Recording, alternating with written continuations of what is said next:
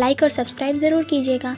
Episode 5 के part 2 में हम देखते हैं सियोन गुन को बताती है कि रिहैब की आर्टिकल आते ही मेरे एड शूट कैंसिल हो चुके हैं। ऐसा ही चलता रहा तो लोग मुझे भूल जाएंगे। तो गुन उसे कहता है कि तुम रिहैब में अच्छे से रिकवरी करो, बाकी सब मैं हैंडल कर लूंगा। फिर सियोन बताती है कि मेरी मॉम ने 10 दिन में पेमेंट देने बोली है, नहीं तो ये कॉन्ट्रैक्ट कैंसिल हो जाएगा। फिर वो कबूतर को खिलाने का खाना गुन को देकर वहाँ से चले जाती है। नेक्स्ट सीन में तेओ जुयोन और दोंगचिल को बताता है कि गुन बाहर जाना चाहता है, पर जुयोन उसे बाहर नहीं जाने देना चाहती थी, क्योंकि अगर उसे किसी से मिल के पास्ट का कुछ याद आ गया तो प्रॉब्लम हो सकता है। पर फिर भी उन्हें वही करना पड़ेगा जो सब्जेक्ट चाहता है। तो जुयोन सजेस्ट करती है कि गुन को एक गार्डियन के साथ भेजना चाहिए। नेक्स्ट सीन में गुन पार्किंग लॉट में तेओ की गाड़ी की तरफ देखता है, फिर अपने गाड़ी में बैठ के जाने लगता है। पर उसके रास्ते में जुयोन आकर उसे रोक देती है और उसकी गाड़ी में बैठकर कहती है कि मैं तुम्हारी गार्डियन बन के तुम्हारे साथ चलूंगी। फिर वो दोनों हॉर्स रेसिंग स्टेडियम में जाते हैं। जुयोन गुन से पूछती है कि तुम अपनी कोई ओल्ड मेमोरी यहाँ ढूंढने तो नहीं आए हो ना। गुन कहता है क्या तुम सच में मेरे बारे में जानना चाहती हो। तो जुयोन कहती है हाँ, मुझे एक डॉक्टर के तौर पे जानना है। गुन कहता है मैं भी तुम्हारे बारे में जानना चाहता हूँ। तो जुयोन सजेस्ट करती है कि हम दोनों एक दूसरे से एक एक करके क्वेश्चन पूछते हैं। गुन पहला क्वेश्चन पूछता है कि तुम तेओ को कैसे डेट करना स्टार्ट करी। तो जुयोन आंसर देती है कि मेरे यूके जाने से पहले तेओ ने मुझे अपनी फीलिंग्स कन्फेस किया था। फिर जुयोन क्वेश्चन पूछती है कि तुम यहाँ क्यों आए हो। तो गुन आंसर देता है कि मैं अपने बिजनेस के लिए इन्वेस्टमेंट लेने यहाँ आया हूँ। फिर गुन क्वेश्चन पूछता है कि तुम तेओ को क्यों पसंद करती हो और क्या तुम उससे ब्रेकअप करोगी। तो जुयोन आंसर देती है क्योंकि तेओ स्मार्ट है तो मैं कभी भी उससे ब्रेकअप नहीं करूंगी। फिर जुयोन क्वेश्चन पूछती है कि क्या ये इन्वेस्टमेंट तुम्हारे पास से रिलेटेड है। तो गुन कहता है नहीं। और फिर क्वेश्चन पूछता है कि क्या तेओ तुम्हारा पहला प्यार है। तो जुयोन हाँ कहती है। फिर गुन अकेले वीआईपी रूम ढूंढने चला जाता है। जुयोन तेओ को मैसेज करके पूछती है कि क्या आज रात हम मिल सकते हैं। तेओ को ये मैसेज पढ़ते हुए मिनजुंग पूछती है कि किसका मैसेज आया है। तो तेओ कहता है कुछ भी इम्पोर्टेंट नहीं है। फिर तेओ देखता है कि उसके कार पे कबूतर का खाना रखा हुआ था और कबूतरों ने उसका कार गंदा कर दिए थे। ये सब गुन ने तेओ को परेशान करने के लिए किया था। फिर गुन और जुयोन रेस स्टार्ट होने से पहले साथ में हॉर्स को देखते हैं। उसके बाद वो दोनों इन्वेस्टर से मिलने जाते हैं। गुन अपना और अपनी कंपनी का इंट्रोडक्शन देता है और इन्वेस्टमेंट अपॉर्चुनिटी ऑफर करता है। तो इन्वेस्टर के बॉडीगार्ड उन दोनों को वहाँ से भगाने लगते हैं। तभी गुन देखता है कि इन्वेस्टर हॉर्स नंबर 5 पे बैटिंग करने वाला है। तो वो कहता है कि मैं होता तो उस हॉर्स पे बैट नहीं करता।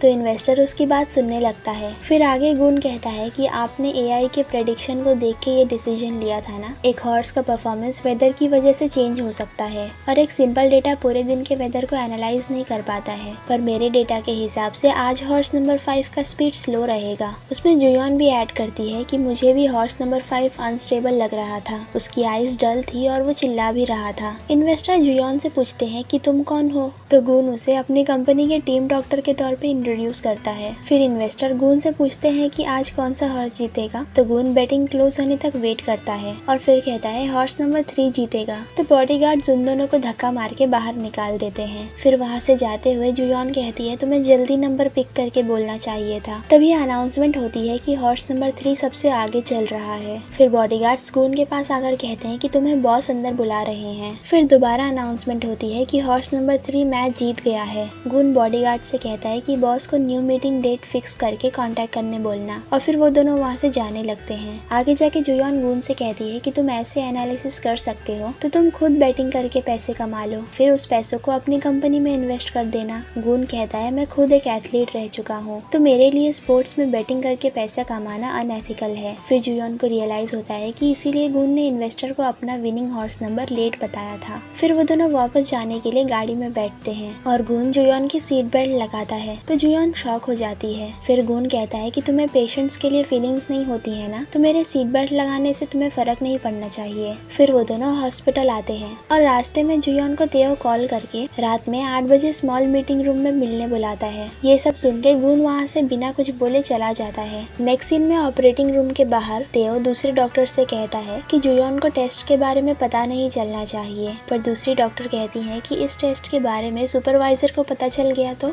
तेओ पहले का सीन याद करता है जब उसके सुपरवाइजर की ह्यून ने ही ये प्लान बनाया था जिससे कि ये रिसर्च साइकेट्री और न्यूरोसर्जरी डिपार्टमेंट की जॉइंट स्टडी बन जाए। फिर एक नर्स गुन को ऑपरेटिंग रूम में ले जाती है। गुन पूछता है कि जुयॉन कब आएगी, क्योंकि उसको लगता है कि जुयॉन को इस टेस्ट के बारे में पता होगा। डॉक्टर कहते हैं कि जुयॉन दूसरे काम में बिजी है तो वो नहीं आ सकती है। नेक्स्ट सीन में जुयॉन तेओ को सरप्राइज करने के लिए मीटिंग रूम को फ्लावर और कैंडल से डेकोरेट करती है। ये आइडिया सयान ने जुयॉन को दी थी। जुयॉन तेओ के लिए काफी देर तक वेट करती है। फिर तेओ टेस्टिंग कंप्लीट करके मिनजुंग से मिलने जाता है और उसे वेटिंग रूम के बाहर से जाते हुए जुयॉन देख लेती है तो जुयॉन उसके पीछे जाती है और तेओ और मिनजुंग को बात करते हुए सुनती है। तेओ मिनजुंग से कह रहा था कि मैं तुरंत जुयॉन से मिलके आता हूँ। मिनजुंग कहती है कि तुम हमेशा जुयॉन के बारे में बात करते रहते हो, क्या तुम दोनों के बीच में कुछ चल रहा है? तेओ कहता है कि हम दोनों सिर्फ कलीग्स हैं, अगर तुम्हें प्रॉब्लम है तो मैं उससे नहीं मिलूंगा। फिर मिनजुंग पूछती है कब तक हम गाड़ी और सीढ़ियों पर छुपकर मिलते रहेंगे? तो तेओ कहता है कि हमारे रिलेशनशिप के बारे में सबको पता चल जाएगा तो मैं तुम्हें जुयॉन के ओवरटाइम के काम से बचा नहीं पाऊंगा। फिर तेओ कहता है तुम वेट करो, मैं मीटिंग रूम से अपना जैकेट लेकर आता हूँ। तो जुयॉन तेओ के पहुंचने से पहले भाग के वेटिंग रूम में जाती है। फिर हम गुन को अपने रूम में उठते हुए देखते हैं। फिर जुयॉन मीटिंग रूम में पहुंच के दरवाजा बंद कर देती है और फायर एक्सटिंग्विशर से सारे कैंडल बुझाने लगती है ताकि तेओ ये सब ना देख पाए। पर रूम को पूरी तरह से साफ करने से पहले ही तेओ रूम के बाहर आ जाता है। जुयॉन दरवाजे के पास छुप जाती है, पर उसके रूम अनलॉक करने से पहले ही मिनजुंग कहती है कि मुझे भूख लग रही है, मैं जा रही हूँ। तो तेओ बिना जुयॉन से मिले मिनजुंग के साथ चला जाता है। फिर जुयॉन सैड होके पहले का सीन याद करने लगती है जब तेओ ने उससे कहा था कि तुम्हारे यूके से लौटने के बाद हम दोनों डेट करेंगे। फिर वो सैड होके बिखरे हुए रूम को देखते रहती है। तभी गुन वहाँ आता है और ऐसे रूम को देख के जुयॉन से कहता है कि तेओ को जाके कन्फ्रंट करो और जितना जोर से हो सके उसे स्लैप करो। जुयॉन कहती है कि ये तेओ की गलती नहीं है, मुझे ही मिसअंडरस्टैंडिंग हो गई थी, तो मुझे बस खुद पे गुस्सा आ रहा है। गुन कहता है कि खुद के साथ ऐसा मजाक मत करो, तुम साइकेट्रिस्ट हो पर खुद की फीलिंग्स के साथ ऑनेस्ट नहीं हो। जुयॉन कहती है कि मेरी फीलिंग्स ये है कि मैं चाहती हूँ कि तुम मेरे मामले से दूर रहो। तो गुन कहता है कि अगर मैं तुम्हारे मामले से दूर रहूंगा तो क्या तुम टफ होने का प्रिटेंड बंद कर दोगी? तो जुयॉन हाँ कहती है। तो गुन चुपचाप वहाँ से चला जाता है।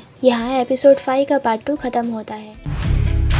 So have you ever felt